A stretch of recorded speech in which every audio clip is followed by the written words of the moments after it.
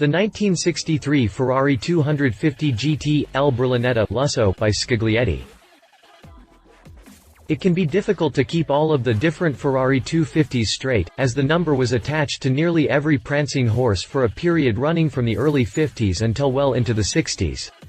But the 250 GT L Berlinetta Lusso does at least give you hint as to its purpose right in the name, as Lusso is Italian for luxury. While many of the iterations of the 250 were made to skirt the line between road car and track car, the Lusso was an unapologetic luxury road car, to an extent that was uncharacteristic though not entirely unheard of with Ferrari at the time. Auctions has one of the just 350 units of the Lusso built, and it's going up for auction soon. This particular example is the 21st Lusso ever built, which went to a dealer in Belgium in early 1963. Interestingly, the car wasn't actually sold to a private owner until 1967. After it had made a trip across the Atlantic to the US, it made its way back to Europe in the 90s, and underwent an extensive restoration from 2009 to 2011, and all numbers are still matching. Continue reading to learn more about the Ferrari 250 GT L Berlinetta Lusso by Scaglietti. Exterior. There is not a single Ferrari 250 that even comes close to being what you would call ugly, but even in such attractive company, the Lusso body is exceptionally striking. The design, unsurprisingly, comes from Pininfarina, while the bodies were actually built by Scaglietti. The chassis uses a tubular design, similar to that of the 250 GTO. The body is mostly made of steel, but the doors, hood and trunk lid are all made from aluminum, and the car is indeed very light. The Lusso also borrowed suspension components from the GTO, despite, again, not being built for the track. There were actually a fair number of motorsport components that went into the Lusso, as Ferrari apparently couldn't help itself. But this is fine. Touches like the camback rear end of the car look good no matter what the purpose, and it makes for an interesting footnote in Ferrari history. The back end of the car includes a small spoiler, and this marks the very first time that one was incorporated into the bodywork of a Ferrari. Interior. As good as the Lusso looks from the outside, it is the interior that is the car's raison d'etre. With the engine mounted much further forward than was the norm, all versions of the 250 had unusually spacious interiors, even short wheelbase versions like the Lusso.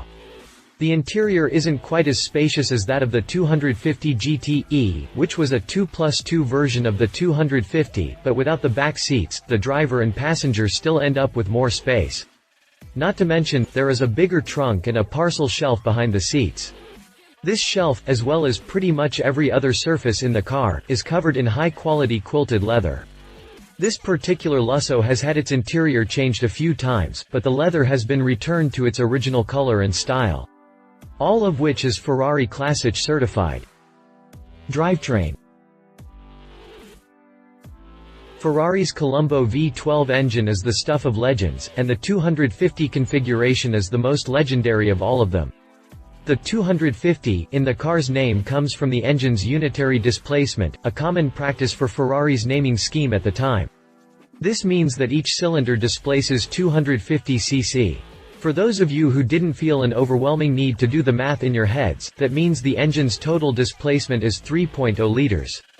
And though all 250 models had related engines that were the same size, there were often differences in the internals, and the Lusso borrowed its pistons from the GTE, while the valves and crankshaft came from the 250 GT SWB. This was a single overhead cam version, with just 2 valves per cylinder, producing a total of 250 horsepower, still pretty quick in a car weighing only about 2,500 pounds. It could hit 150 miles per hour at a time when the fastest car in the world, the ISO Griffo, topped out at 161 miles per hour. Drivetrain specifications. Prices. With 350 units produced, this is not the rarest of 250s, and it is correspondingly not one of the most valuable.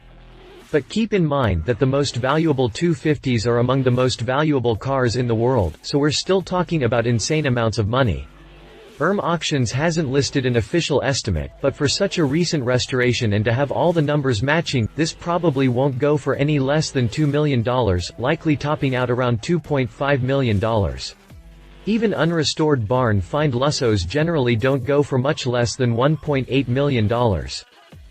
Competition. Lamborghini 350 GT. Lamborghini, the car company, was founded in 1963, 1 year after the Lusso was shown to the public in prototype form, and the first year that it was actually produced. The 350 GT being the first production Lamborghini, it was aimed squarely at the Lusso. The Lambo was slightly more powerful, and the interior was just as luxurious as the Lussos. The body is generally quite good-looking, although the 350 GT's front fascia isn't quite as universally loved as the Ferraris. A 350 GT will still cost you, but at the absolute most, it will probably run you about $1 million, about half that of the Lusso.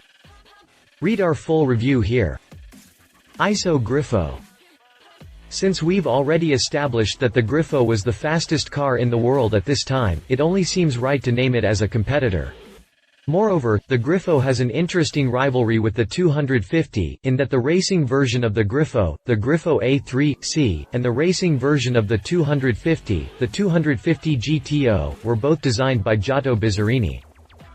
But Bizzarini considered the Griffo to be the better design, although it's entirely possible that this was said out of spite for old man Enzo. Nevertheless, the Griffo was an Italian-bodied exotic with an American 5.8 to make it go, a surprisingly good combination that De Tomaso would later use for inspiration. Several different engines were used, and this means prices vary a lot, but in general you're talking hundreds of thousands rather than millions of dollars. Read our full review here. Conclusion. The Ferrari 250, in its more motorsport-oriented forms, was once a very serious piece of racing machinery. People bought GTOs because they won races, but the people who buy them today at auctions aren't getting them for full-on, fender-rubbing racing, they get them as investments or as something to take out every once in a great while for some cautious driving. As such, you might as well get a comfortable one. The Lusso is the best of the 250s for just tooling around in, a supremely good example of the glory days of Italian GT cars. Steve McQueen had one, and that should probably tell you everything you need to know about the car's impossible level of cool. Love it. Most luxurious of the 250s, priced at about 1/10 of what a California Spider or GTO goes for, or less seriously good-looking bodywork. Leave it noticeably slower than a GTO, much more expensive than several similar cars without prancing horse badges. If you liked this video, please share your thoughts in the comments below and don't forget to hit the subscribe button.